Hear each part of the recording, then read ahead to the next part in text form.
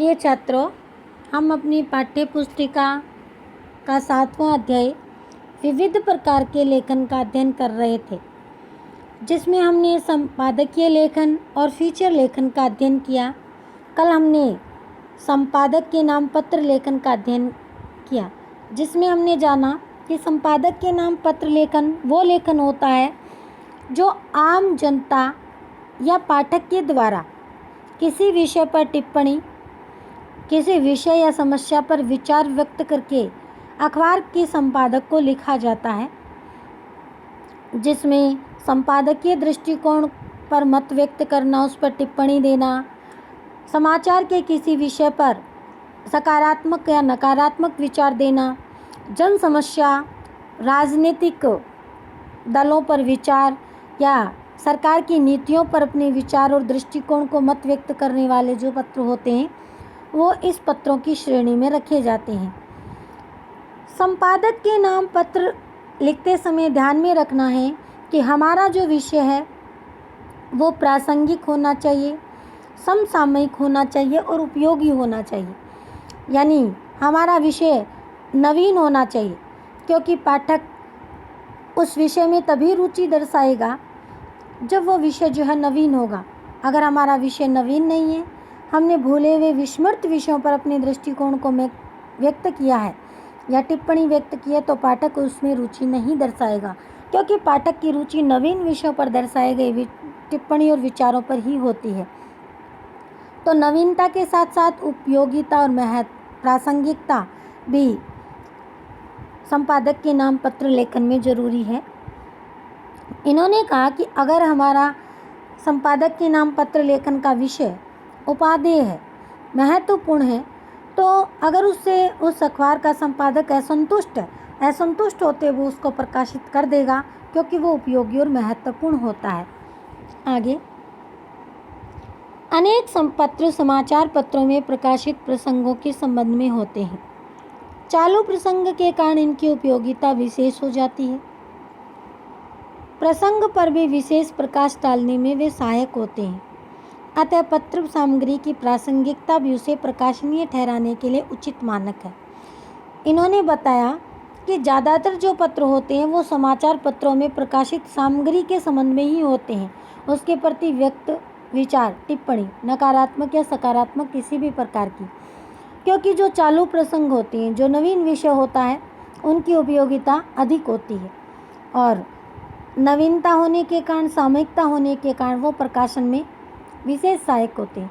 इन्होंने कहा कि जिस प्रकार हमारा विषय प्रकाशन योग्य तब बनेगा जब वो उपयोगी होगा, तो उपादेयता जितनी प्रकाशन के लिए उपयोगी है उतनी ही उपयोगी है सामयिकता और नवीनता। हमारा विषय जितना नवीन और समसामयिक होगा, हमारा विषय भी उतना ही प्रकाशन के योग्य माना जाएगा।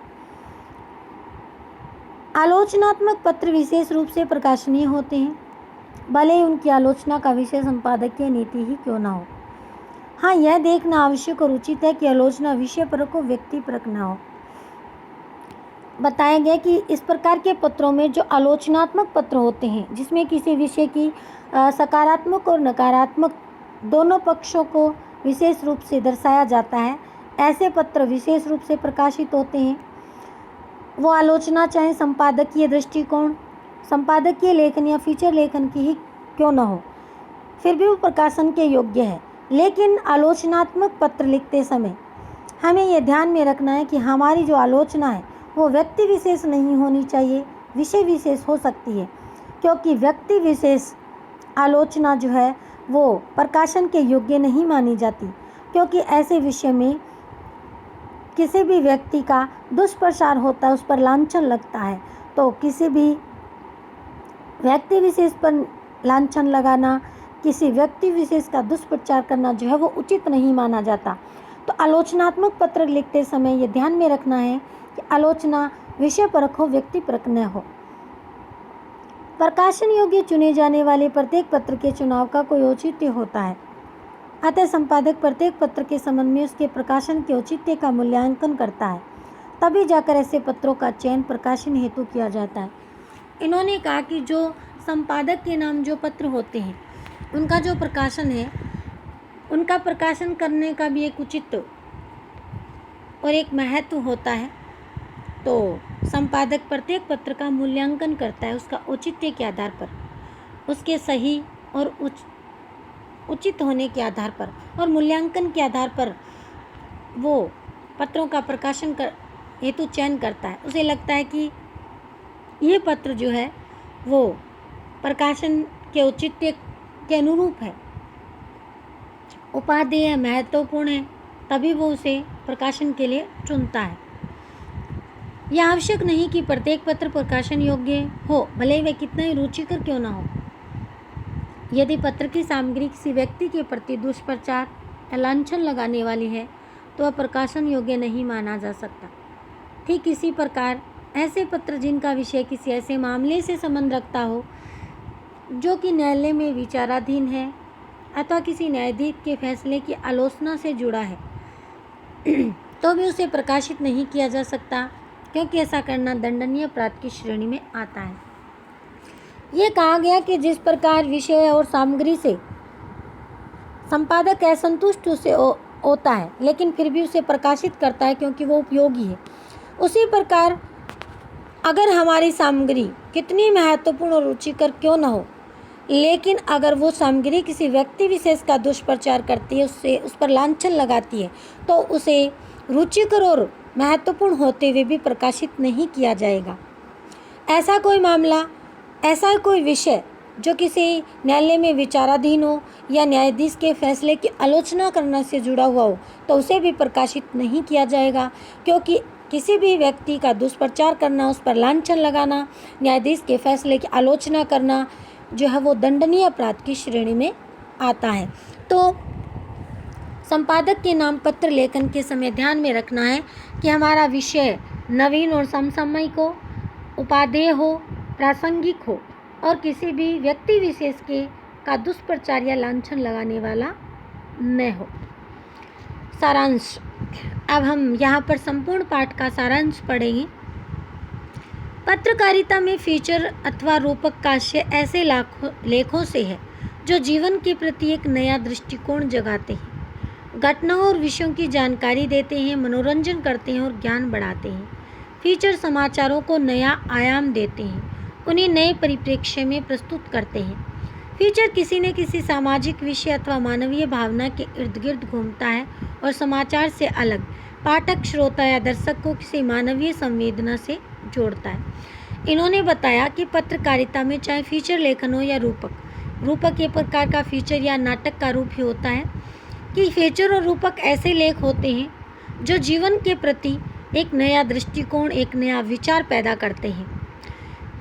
ये विभिन्न घटनाओं और विषयों की जानकारी देते ही हैं, इसके साथ ये मनोरंजन भी करते हैं और पाठकों और दर्शकों के ज्ञान को भी बढ़ाते हैं। फीचर जो है वो समाचारों के आगे की जानकारी देते हैं, समाचारों को नया रूप प्रदान करते हैं, नई तरीके से प्रस्तुत करते हैं। फीचर किसी भी सामाजिक विषय या मानवीय भावना के इर्द गिर्द घूमता है। समाचार से अलग ये पाठक को या दर्शक या श्रोता को मानवीय भावनाओं से जोड़ता है। इसलिए फीचर की संरचना में 3 उद्देश्यों का ध्यान रखा जाता है कि फीचर मार्गदर्शक हो, ज्ञानवर्धक हो, मनोरंजक हो। इन्होंने बताया कि फीचर समाचार से बढ़कर होता है। ये किसी भी समाचार की जानकारी देने के साथ साथ वो मनोरंजन भी करता है और ज्ञान भी बढ़ाता है और उसे मानवीय भावनाओं से जोड़ता है, मानवीय संवेदनाओं से जोड़ता है। इसलिए फीचर लिखते समय हमें 3 बातें ध्यान में रखनी है कि हमारा जो फीचर है वो मार्गदर्शक होना चाहिए, यानी श्रोता, पाठकों या दर्शकों को मार्ग दिखाने वाला हो, उनके लिए ज्ञानवर्धक हो यानी उनका ज्ञान बढ़ाने वाला हो और उनका मनोरंजन करने वाला भी हो। यानी फीचर मार्गदर्शक, ज्ञानवर्धक और मनोरंजक होना चाहिए। फीचर का शीर्षक आकर्षक और नाटकीय होना चाहिए, यानी फीचर का शीर्षक जो है वो आकर्षक और नाटकीय होना चाहिए, जिज्ञासु होना चाहिए, जिज्ञासा उत्पन्न करने वाला होना चाहिए, क्योंकि अगर आकर्षक और जिज्ञासु होगा तभी जो वो पाठक को संपूर्ण सामग्री पढ़ने के लिए आकर्षित करेगा। इसी तरह फीचर की संरचना में इस बात का ध्यान रखा जाना चाहिए कि आमुख अथवा प्रस्तावना कलात्मक और उत्सुकता पैदा करने वाली। आमुख और प्रस्तावना का मतलब होता है मुखड़ा, किसी भी लेखन की प्रारंभिक पंक्तियाँ। तो उन्होंने कहा कि फीचर का शीर्षक तो आकर्षक, नाटकीय और जिज्ञासु होना ही चाहिए। फीचर की संरचना में, फीचर लेखन में इस बात का भी ध्यान रखना चाहिए कि उसकी जो प्रारंभिक पंक्तियाँ हैं, यानी उसका आमुख या मुखड़ा जो है वो कलात्मक को उत्सुकता पैदा करने वाला हो।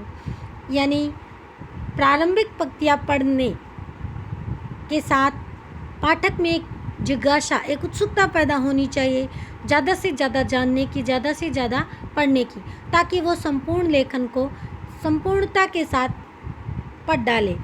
इसलिए फीचर जो है वो ज्ञानवर्धक, मार्गदर्शक, मनोरंजन तो होना ही चाहिए। उसका शीर्षक आकर्षक और नाटकीय होना चाहिए। उसकी आमुख, उसकी प्रस्तावना यानी उसकी प्रारंभिक पंक्तियाँ भी कलात्मक और उत्सुकता पैदा करने वाली होनी चाहिए।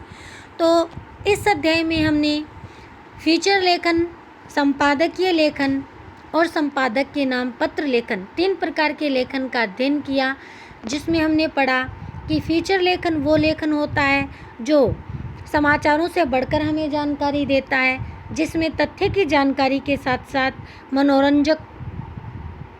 मनोरंजन भी होता है, वो ज्ञानवर्धक भी होता है।